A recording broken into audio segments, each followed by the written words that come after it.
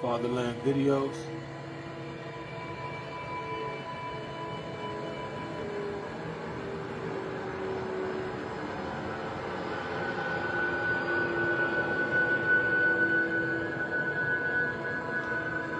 Tonight, we got a holiday date night vibe. Kind of grown and sexy.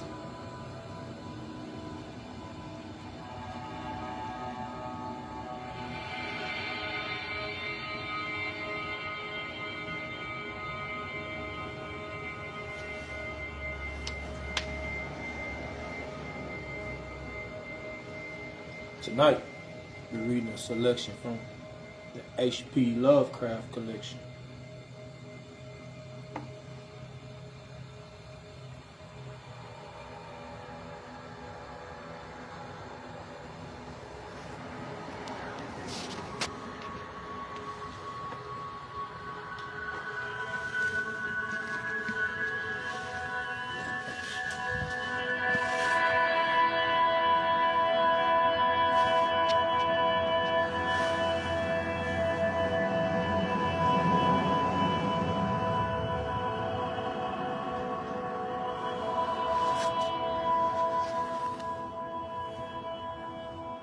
Tonight's book is H.P. Lovecraft Mythos New and Classic Collection.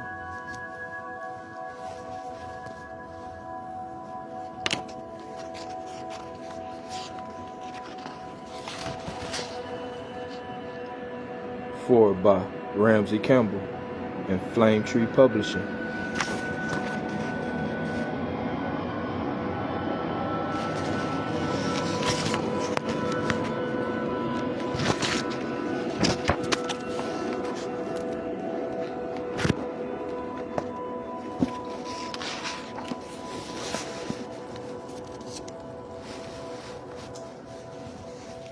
Today's selection, The Beast of Averoigne by Clark Ashton Smith.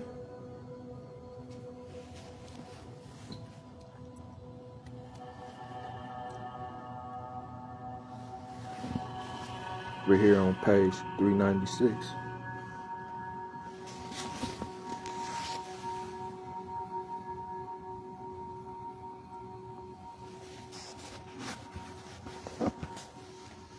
A poor scrivener and the humblest monk of Benedictine Abbey of Averoigne have been asked by our abbot Theophile to write down this record of a strange evil that is still rampant, still unquelled, and ere I have done writing, it may be the evil shall come forth again from its lurking place, and again be manifest.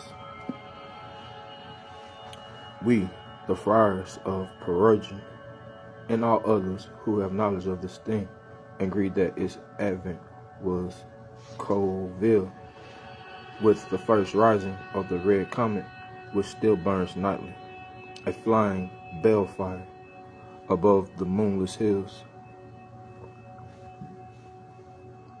like Satan's rustling hair trailing on the wind of Gehenna, as he hastens worldward and rose below the dragon in early summer, and now it follows the scorpion towards the western woods. Some say the hurry came from the comet, flying without wings to earth across the stars.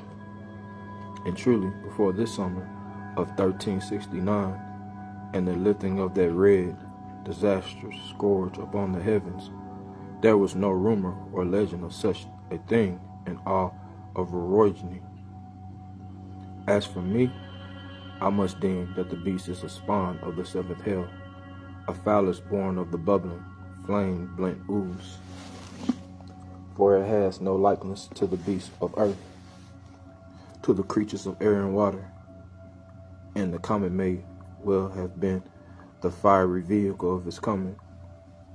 To me, for my sins and unworthiness, was it first given to behold the beast. Surely the sight thereof was warning of those ways which lead to perdition. For on that occasion I had broken of the rule of Saint Benedict, which forbids eating during a 1 day's errand away from the monstrosity. From the monastery,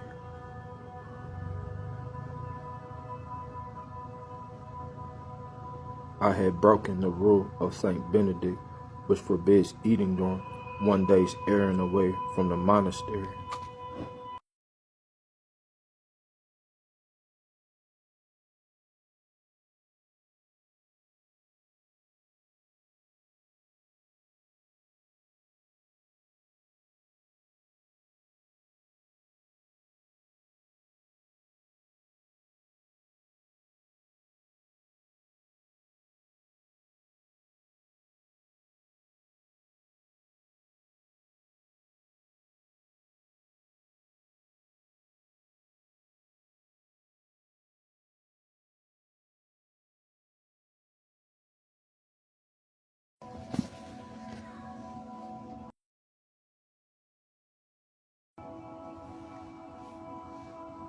I had tarried late after bearing a letter from Theophile to good priest.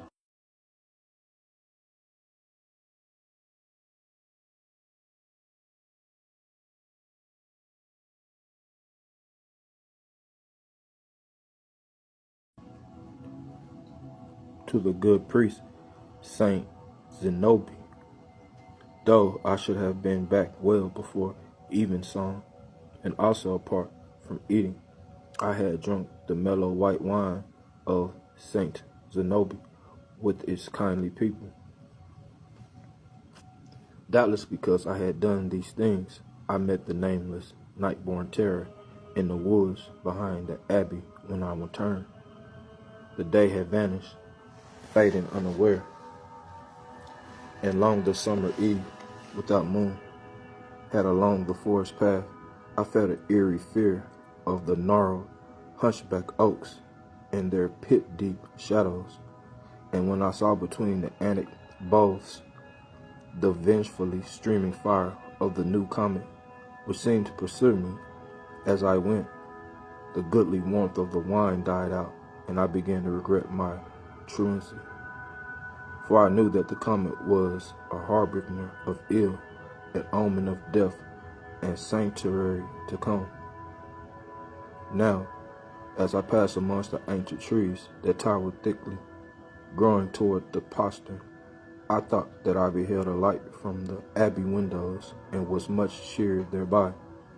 But, going on, I saw the light was near at hand, beneath a lowering buff beside my path, and moreover, it moved as with the flitting of restless finfire, and was wholly dissimilar to the honest glow of a lamp, lantern, or taper, and the light was the changeable color, being pale as a coarse poison, or ruddy as a new spilled blood, or green as poisonous distillation, and surrounds the moon.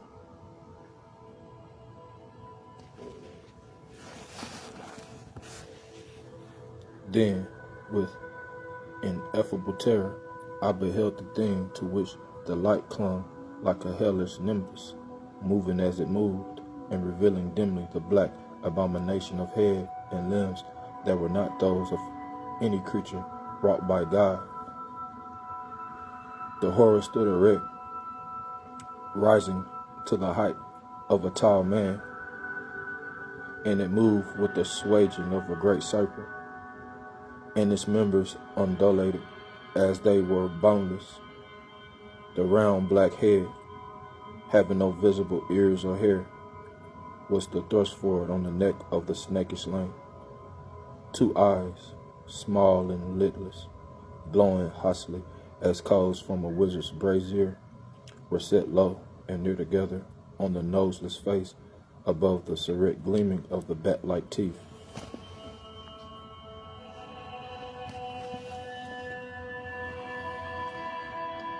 This much I saw, and no more.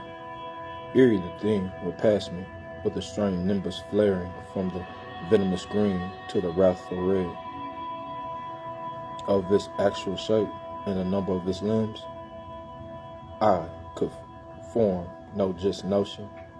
I uttered no sound, and its motion was altogether silent.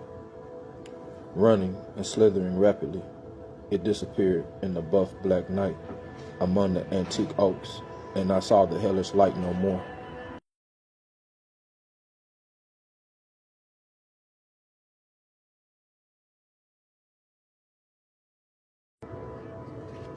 I was nigh dead with fear when I reached the abbey and sought admittance at the postern, and the porter who came at last to admit me, after I had knocked many times, forbore to chide me for the tiredness which I told him of that which I had seen in the moonless wood.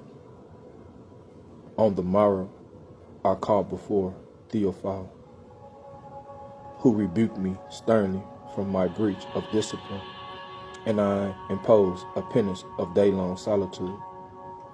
Being forbidden to hold speech with the others, I did not hear till the second moon of the thing that was found before nuns in the wood behind Perugia, where I had met the nameless beast. The thing was a great stag, which had been slain in some ungodly fashion, not by a wolf or hunter or poacher. It was unmarked by any wound.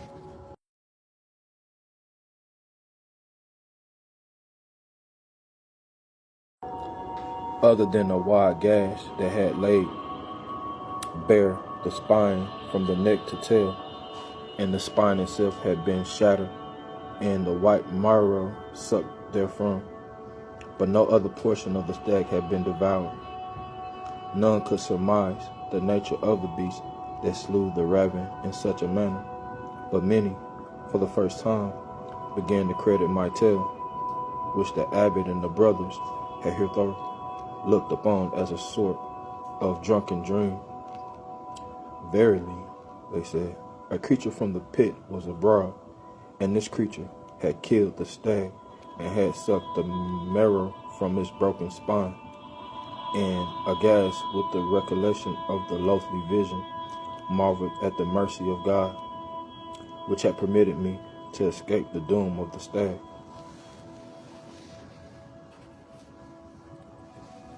None other, it seemed, had beheld the monster on that occasion, for all the monks, save me, had been asleep in the dormitory, and Theophile had retired early to his cell.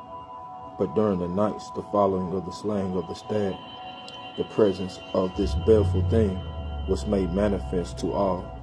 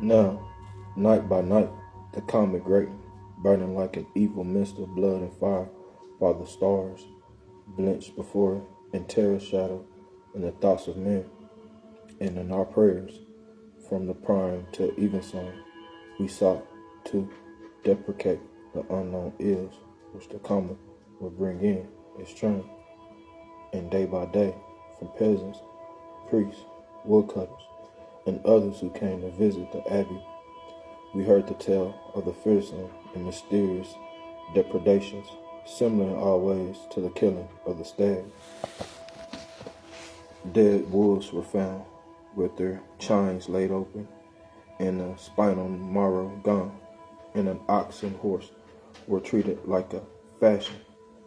Then it was seen the beast grew bolder, or else it wearied of such humble prey as deer and wolves, horses and oxen.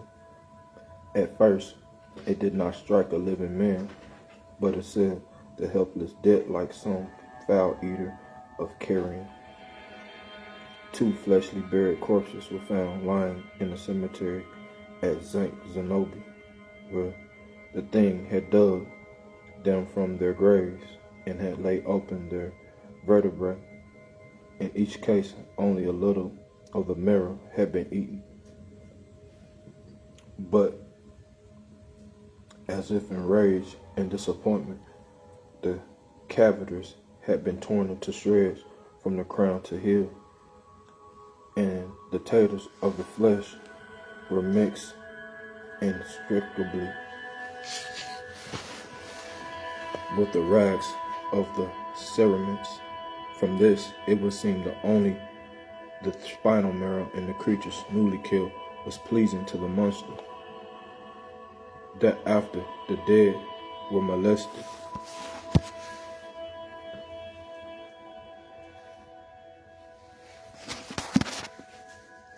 but a grievous toll was taken from the living on the night following the desecration of the graves. Two charcoal burners who plied their trade in the forest at a distance of no more than a mile from Perugia were slain foully in their hut. Other charcoal burners dwelling nearby heard the shrill screams that fell to sudden silence, and, peering fearfully through the chinks of their bolted doors, they saw Annan in the gray starlight the departure of a black, obscenely glowing shape that issued from the hut. Not till dawn did they dare to verify the fate of their hapless fellows, who, they then discovered, had been served in the same manner as the wolves and other victims of the beast.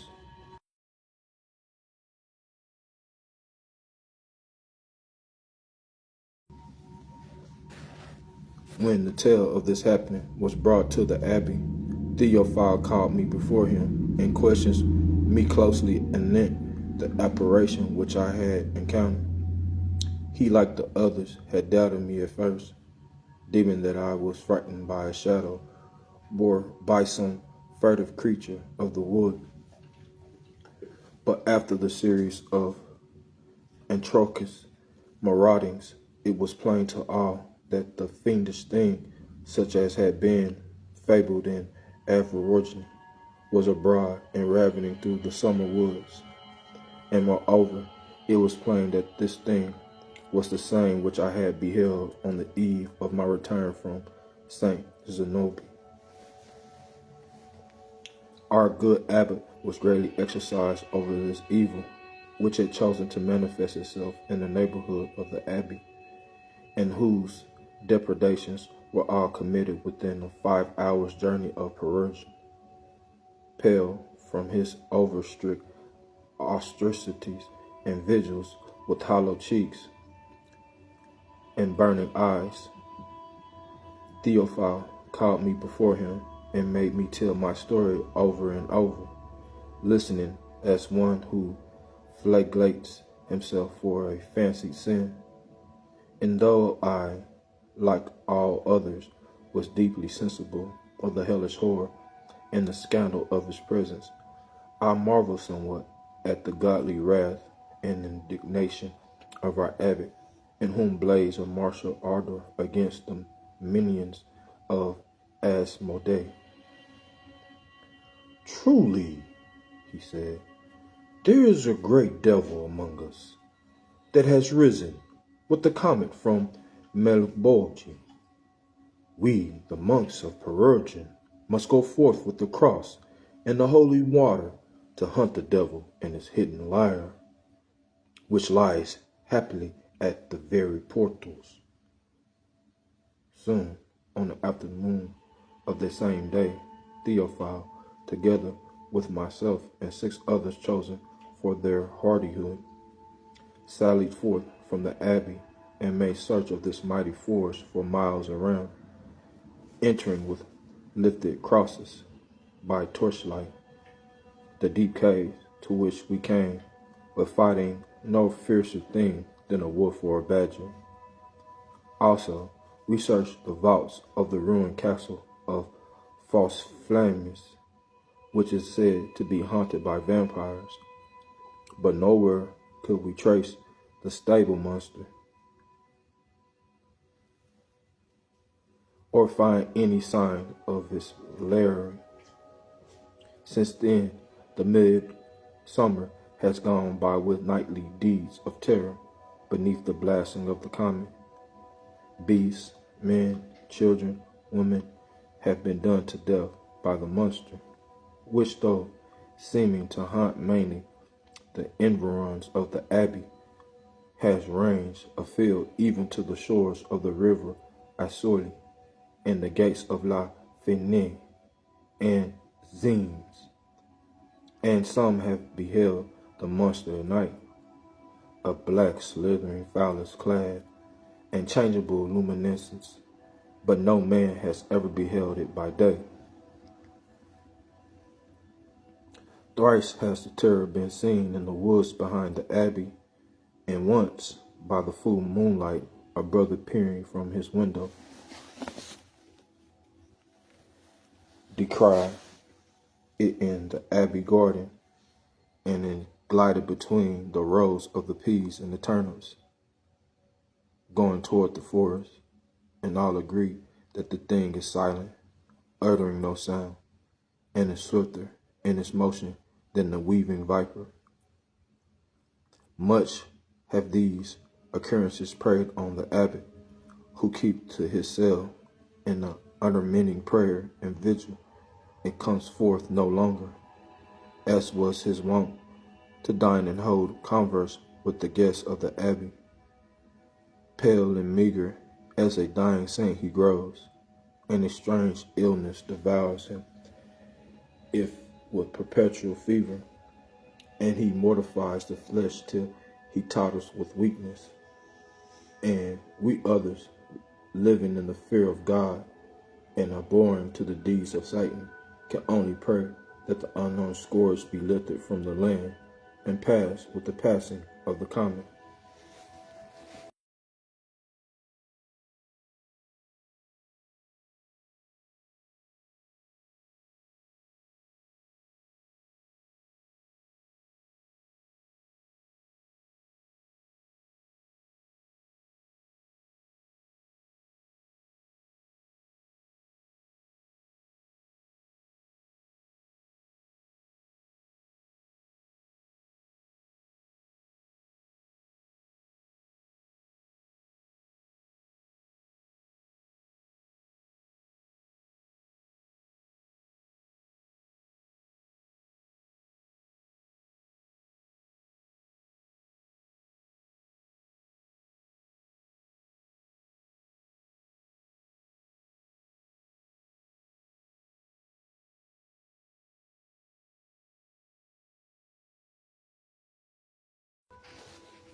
Chapter 2. The letter of Theophile to Sister Teresa. To you, my sister in God, as well as by consanguinity, I must ease my mind, if this is possible, by writing again of the dread thing that harbors close to Perugian, for the sting has struck once more within the abbey walls, coming in darkness and without sound, or other oxygen than the Philistonian luster that surrounds his body and members. I have told you of the death of Brother Jerome, slain at evening in his cell, while he was copying an Alexandrian manuscript. Now the fiend has become even bolder, for last night it entered the dormitory where the brothers sleep in their robes, girded and ready to arise instantly, and without waking the others, on whom it must have cast a Lethean spell, it took Brother Augustine, slumbering on the pallet at the end of the row, and the fell deed was not discovered till daybreak.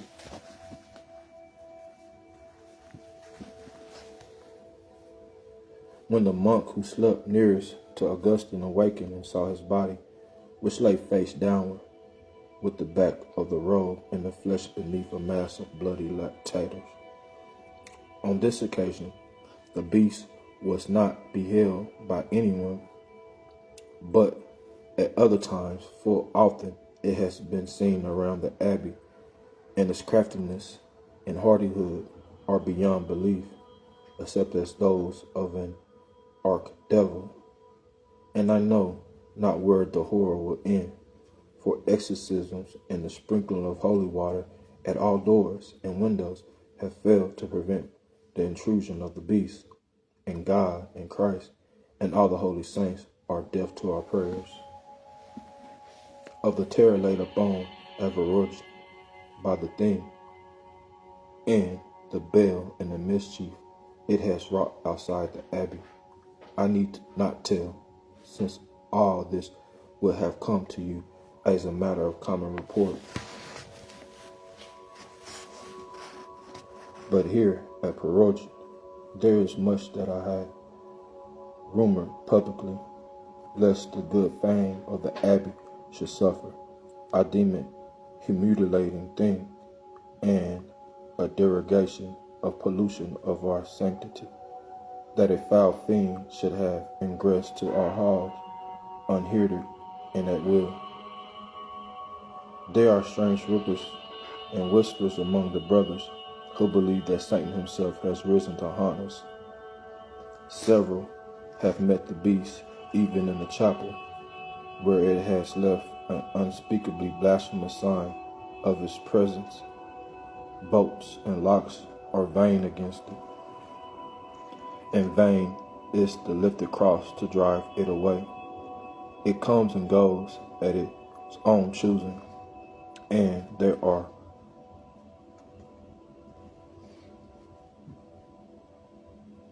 they who behold it and flee in irrestrainable terror.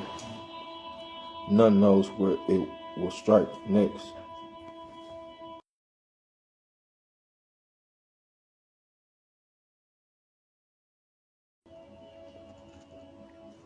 And there are those among the brothers who believe it menaces me, the elected abbot of Averoigne, since many have seen it gliding along the ball in the hall outside my cell.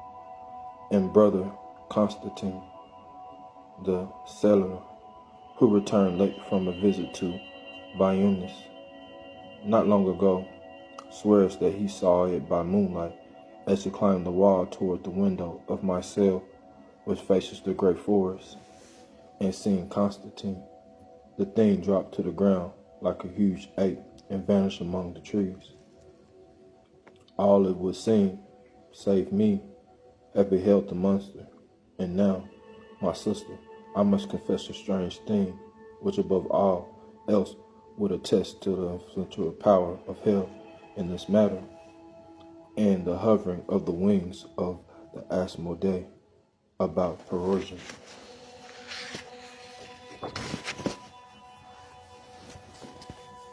Each night since the coming of the comet and the beast, I have retired early to my cell, with the intention of spending the nocturnal hours in vigil and prayer.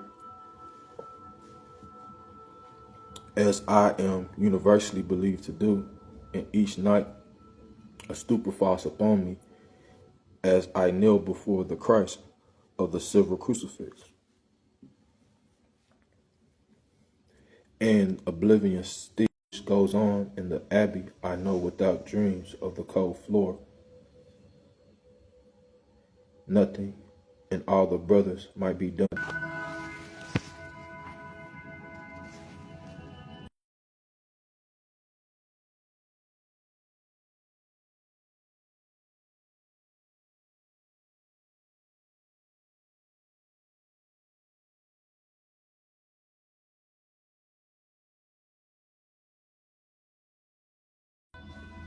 Of that which goes on in the abbey, I know nothing, and all the brothers might be done to death by the beast, and their spines broken and sucked as it is in variable fashion without my knowledge.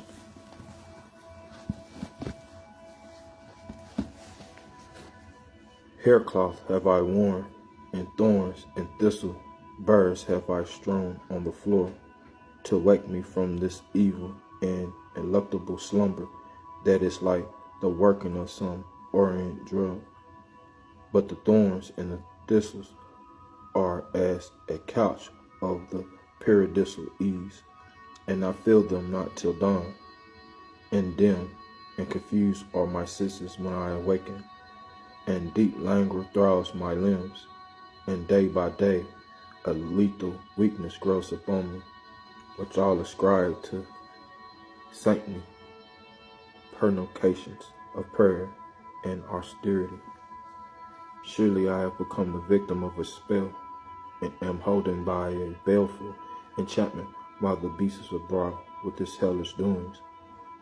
Heaven, in its inscrutable wisdom, punishing me for what sin I know not, has delivered me utterly to this bondage, and hath thrust me down to the sloughs of a Stygian despair. Ever I am haunted by an eerie notion that the beast comes nightly to earth from the red comet which passes like a fiery wing above Averoigne, and by day it returns to the comet, having eaten its full and the provender for which it seeks, and only with the comet's fading would the horror cease to harry the land and infest Persia. But I know not if this, though it madness or a whisper from the pit.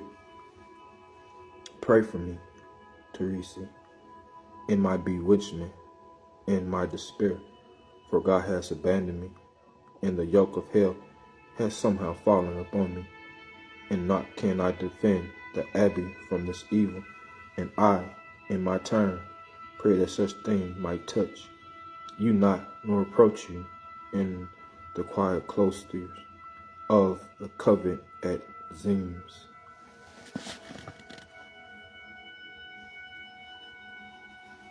Chapter 3. The story of Luckily Tradronier. O age, like a moth, in some fading errors, with gnaw my memories oversown, as it gnaws the memories of all men. Therefore, I write this record of true origin and slaying of that creature known as the beast of Averoigne. And when I have ended the writing, the record shall be sealed in brazen box, and that box be set in secret chamber of my house at Zims, so that no man shall learn the dreadful verity of this matter till many years and decades have gone by.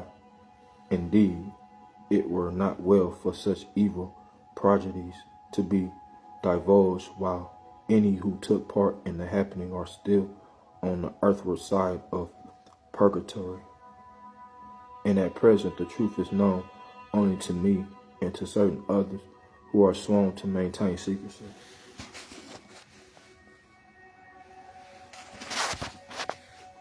The ravages of the beast, however, are common knowledge, and have become a tale with which to frighten children.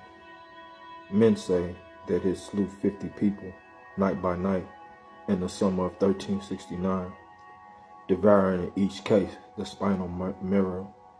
It ranged mostly about the Abbey of Persia and Zims, and Saint Zenobi and LaFreniere. It natively and layering place were mysterious that none could unravel, and church and state were alike powerless to curb its maraudings, so that a dire terror fell upon the land, and the people went to and fro as in the shadow of death.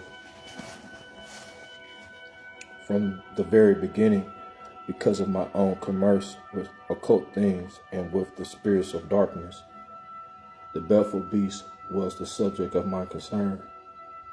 I knew that it was no creature of the earth or the terrain of hells, but had come with the flaming comet from ulterior space. But regarding its character and attributes in Genesis, I could learn no more at first than any other. Vainly I consulted the stars and made use of geomancy and necromancy, and the familiars whom I interrogated professed themselves ignorant, saying that the beast was altogether alien and beyond the ken of sublunar devils. Then I bethought me in the ring of Eben, which I had inherited from my fathers, who were also wizards. The ring had come down, it was said, from the ancient Hyperborea, and it was made of a redder gold than any other earth yields in latter cycles, and was set with a great purple gem, somber and smoldering, whose like is no longer to be found. And in the gem, an antique demon was held captive, a spirit from the pre-human worlds and ages, which would answer the interrogation of sorcerers.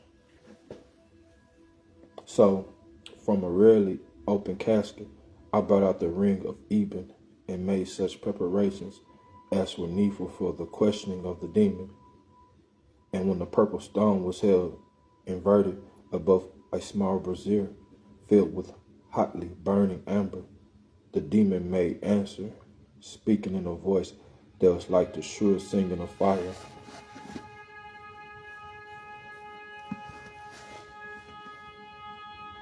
It told me the origin of the beast, which belonged to a race of stellar devils that had not visited the earth since the founding of the Atlantis. And it told me the attributes of the beast, which of its own proper form was invisible and intangible to men, and could manifest itself only in a fashion supremely abominable.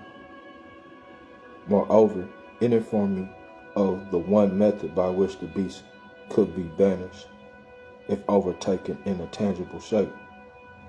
Even to me, the student of darkness, these revelations were a source of horror and surprise, and for many reasons I deemed the mode of exorcism a doubtful and perilous thing, but the demon had sworn there was no other way.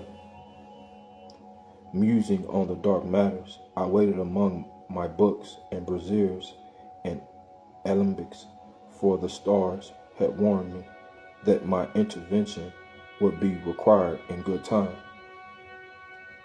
Toward the end of August, when the great comet was beginning to decline a little, there occurred a lamentable death of Sister Teresa, killed by the beast in her cell at the Benedictine convent of Ziens.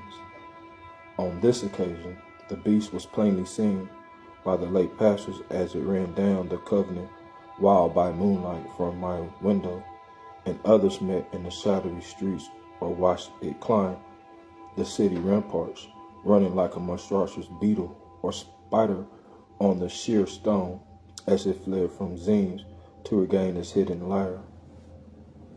To me, following the death of Teresa, there came privately the town marshal, together with the abbot Theophile, in whose worn features and bold form I descried the ravages of a mortal sorrow and horror and humiliation. And the two, abbey lit with palpable hesitation, begged my advice and assistance in the laying of the beast. "You, Monsieur Jardinier," said the marshal, "are reputed to know the arcanic arts of sorcery and spells that summon and dismiss evil demons and other spirits. Therefore, in dealing with this devil, it may be that you shall succeed where all others have failed. Not willingly do we employ you in this matter, since it is not seemly for the church and the law to ally themselves with wizardry.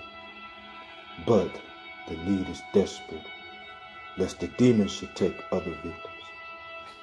In return for your aid, we could promise you good reward of gold and guarantee of lifelong immunity from all inquisition and prosecution which your doings might otherwise invite. The bishops of Zims and the Archbishop of Averoigne are privy to this offer, which must be kept secret.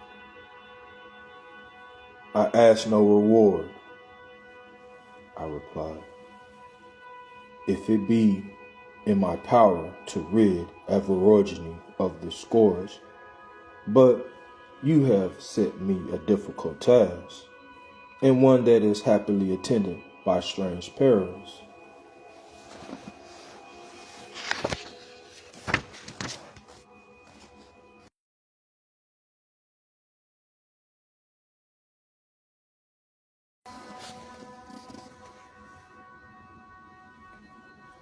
"All assistance that can be given you shall be yours to command," said the marshal. "Men at arms shall attend you if need be." Then Theophile, speaking in a low, broken voice, assured me that all doors, including those of the Abbey Perugian, would be opened at my request, and that everything possible would be done to further the laying of the fiend.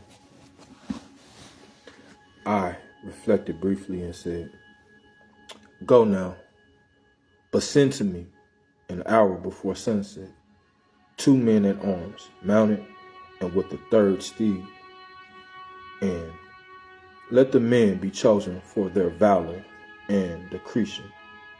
For this is the very night I shall visit Perugia, where the horror seems to center."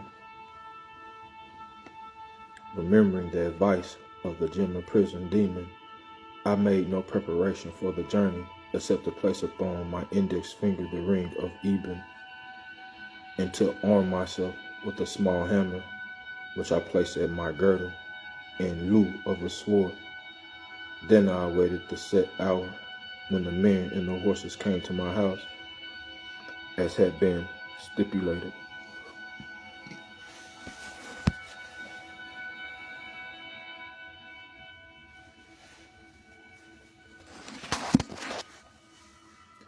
The men were stout and tested warriors, clad in chain mail and carrying swords and halberds. I mounted the third horse, a black and spirited mare, and we rode forth from Zims towards Perugia, taking a direct and little used way which ran for many miles through the werewolf-haunted forest. My companions were taciturn, speaking only in answer to some question, and then briefly. This pleased me, for I knew that they would maintain a discreet silence regarding that which might occur before dawn. Swiftly we rode, while the sun sank in the redness of the welling blood among the tall trees, and soon the darkness rove its thickening webs from the buff to buff, closing upon us like an inexorable net of evil. Deeper we went into the brooding woods, and even I, the master of sorceries, trembled a little at the knowledge of all that was abroad in the darkness. Underlaid and unmolested, however, we came to the abbey at late moonrise, when all the monks, except the aged porter, had retired to their dormitory. The abbot, returning at sunset of Zims, had given word to the porter of our coming, and he would have admitted us. But this, as it happened, was no part of my plan. Saying I had seen to believe the beast would re-enter the abbey that very night, I told the porter my intention of waiting outside the walls to intercept it, and merely asked him to accompany us in the tower of the building exterior so that could point out to the various rooms. This he did.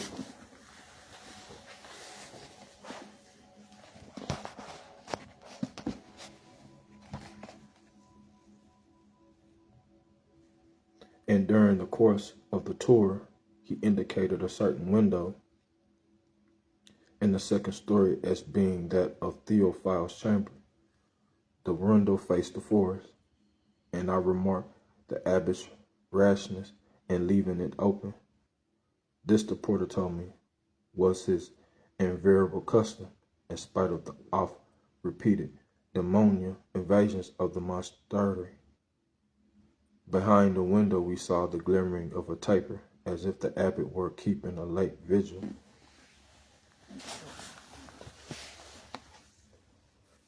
We had committed our horses to the porter's care.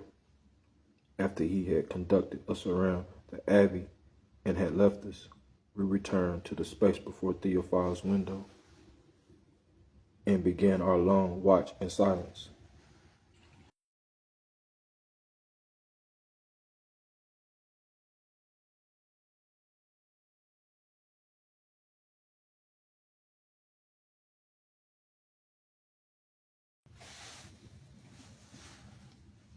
Pale and hollow as the face of a corpse, the moon rose higher, swimming above the somber oaks and pines, and pouring a spectral silver on the gray stone of the abbey walls.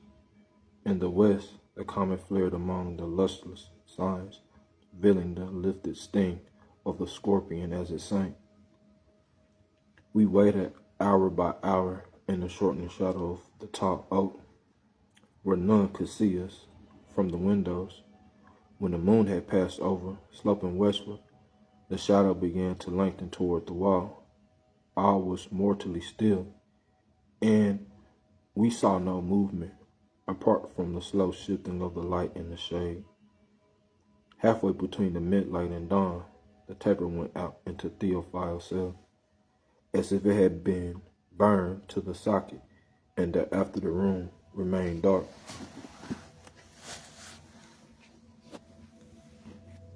Unquestioning, with ready weapons, the two men at arms companioned me in the vigil.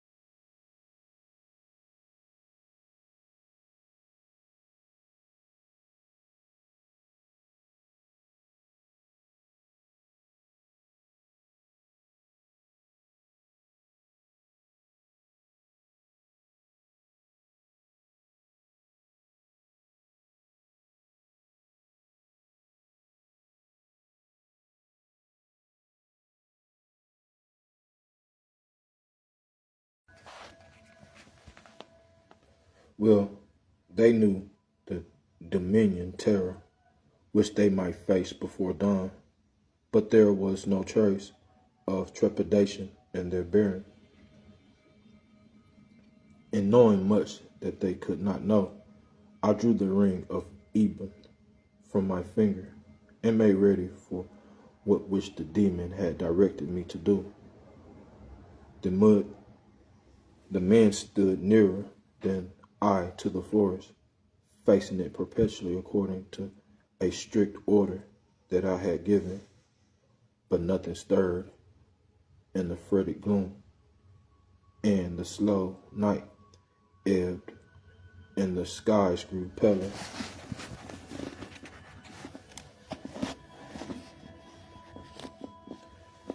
as if with morning twilight. Then, an hour before sunrise, when the shadow of the skies and the great oak had reached the wall and were climbing toward Theophile's window, there came the thing I had anticipated. Very suddenly it came, and without forewarning of its nearness, the thing, a horror of hellish red light, swift as kindly wind-blown flame, that leaped from the forest gloom and sprang upon us where we stood stiff and weary for our night-long vigil. One of the men at arms was borne to the ground, and I saw above him in the floating redness as a ghostly blood, the black and semi-serpentine from the beast, a flat and snakish head, without ears or nose, was wearing a man's armor with sharp serrated teeth, and I heard the teeth clash and grate on the linked iron. Swiftly I laid the ring of ebon on the stone I had placed in readiness, and broke the dark jewel which a blow of the hammer that I carried. From the pieces of the lightly shattered gem, the disimprisoned demon rose in the form of a smoky fire, small as a candle flame at first, and greatening like a conflagration of piled faggots, and hissing softly with the voice of fire, and brightening to the wrathful, terrible goal that the demon leaped forward to do battle with the beast, even as it had promised me in return for its freedom after cycles of captivity. It closed upon the beast with a vengeful flaring, tall as a flame of an auto de fe, and the beast relinquished the man at arms on the ground beneath it, and writhed back like a burnt serpent. The body of the members of the beast were loathfully convulsed, and they seemed to melt in the matter of wax and to change dimly and horribly beneath the flame, undergoing an incredible metamorphosis, moment by moment, like a werewolf that returns from its beasthood. The thing took on the raveling similitude of a man. The unclean blackness flowed and swirled, assuming the weft of cloth amidst its changes, and becoming the folds of a dark robe, and a cowl such as worn by the Benedictines. Then from the cowl a face began to appear, and the face, though shadowy and distorted, was that of Abbot Theophile. This prodigy I beheld for an instant, and the men also beheld it, but still the fire-shaped the demon assailed the aberrantly transfigured thing, and the face melted again into waxy blackness, and a great column of sooty smoke arose, followed by an odor as of burning flesh, commingled with the mighty foulness, and out of the valley smoke, above the hissing of the demon, there came a single cry in the voice of Theophile, but the smoke thickened, hiding both the assailant and that which it assailed, and there was no sound other than the singing of the red fire. At last, the sable fumes began to lift, ascending and disappearing amid the buffs and a dancing golden light. In the shade of the willow, the wisp went soaring over the darkness toward the stars, and I knew that the demon of the ring had fulfilled its promise, and had now gone back to those remote and ultramundane deeps from which the sorcerer even had drawn it down Hyperborea to become the captive of the purple gem. The stretch of the burning paths from the air, together with the mighty foulness, and of that which had been the beast, there was no longer any trace. So I knew that the horror born of the red comet had been driven away by the fiery demon. The fallen men at arms had risen unharmed beneath his mail, and he and his fellows stood beside me, saying not, but I knew that they had seen the changes of the beast and had divined something of truth.